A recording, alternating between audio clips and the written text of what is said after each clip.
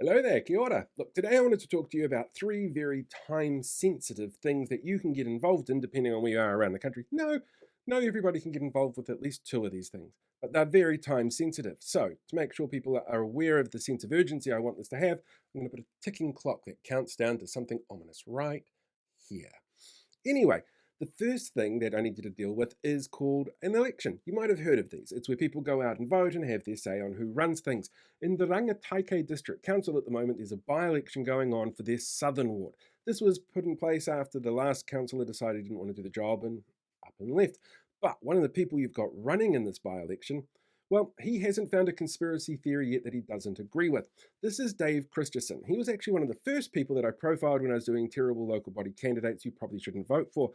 And he's got some views, like the fact that it's okay to manipulate a family and their very sick child to grift money off them, or that it's okay to support an Atlas Foundation organised faux protest that make farmers look bad, or that the Wellington protest was actually justified and he totally enjoyed being down there. He's actually removed a whole bunch of the more racist Tremaine cartoons that he had on his social media feeds, but well, that's a lot of what was there during the last local body election. And at one point, he ran for the mayoralty of the area as well. And as you can see here, not only did he spell the word mayoralty wrong, he got almost 25% of all the votes cast.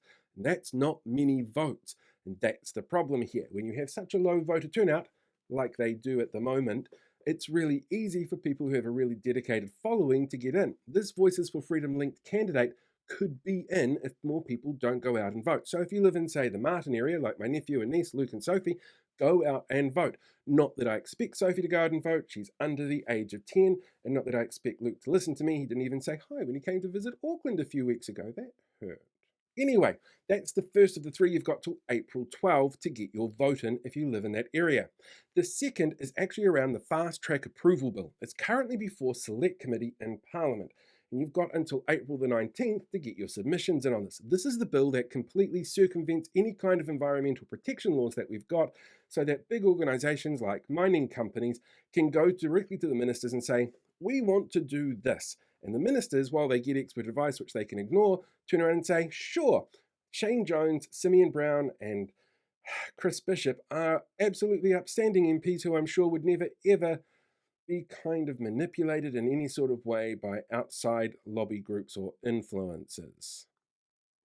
Anyway, those are the three ministers that would have the say in this fast track approval bill, and nothing at all could possibly ever go wrong. But if you want to be on the really super safe side, make sure you get your submission in as soon as possible. You've got till April 19. And thirdly, this one's a little bit different, but it's for the entire country. Your local councils are currently in the annual plan process, and every council in the country has the same problem. And they have this problem every year as part of this process. They don't got no money, which means it's really hard to work out what they're going to spend their very little funds on. And so they have to prioritize where it is that they're going to put the funds.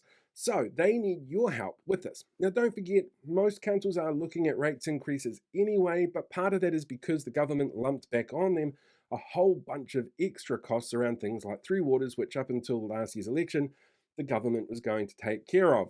So there's huge expenses that are coming, which means councils have to make some tough calls, which is why they need your help making these decisions.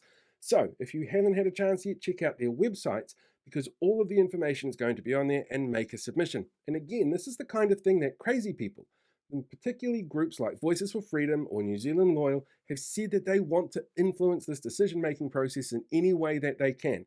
So we need sane, normal people who don't believe chemtrails are out to kill you to make sure that their comments and their feedback is heard as well.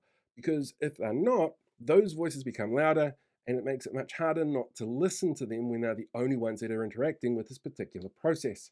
So that's it. Those are our three things. As you can see, we're almost out of time. But remember, election in Rangataike, the 12th of April. The feedback on the bill, the 19th, and each council is slightly different when it comes to their annual plans. Check out the website for that for more. Right, I better go. Timer is almost out.